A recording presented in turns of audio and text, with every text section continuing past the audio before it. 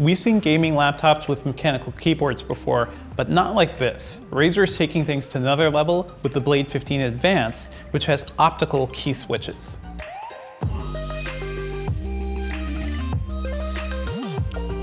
They're basically taking the technology from the Huntsman tournament keyboard, and what it means is that when you press down, it's not like a mechanical thing where it's feeling a switch for a key, it's actually registering something on an optical sensor. So the benefit there is that it can instantly tell as soon as you press down on a key, and there's also none of the bounce back you may get on other mechanical keyboards. Now, it makes sense that Razer is saving this bit of technology for the advanced version of the Blade 15.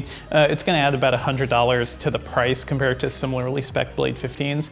But I think for a lot of people, it could be useful. I played a bit of Typing of the Dead with it, and the feedback from these keys just feels wonderful. You get the mechanical sensibility of like a desktop keyboard, but it also felt very instantaneous and just felt very assured as a keyboard. It just felt a little different than most other gaming laptops I've seen. In terms of other hardware, it's no slouch either. It's going to be running an RTX 2070 GPU from NVIDIA, and also it's going to have a 240 Hz 1080p screen. So not a super high resolution, but a really high refresh rate, which is something you'd want with that graphics. And having the instant feedback you get from an optical switch keyboard like this kind of makes sense, because anybody who wants a laptop with such a high refresh rate screen, they just really care about getting the fastest inputs possible and the most responsive screen possible. Probably not as much about having 4K or something like that. Otherwise, the Blade 15 Advanced looks just like the Blade 15.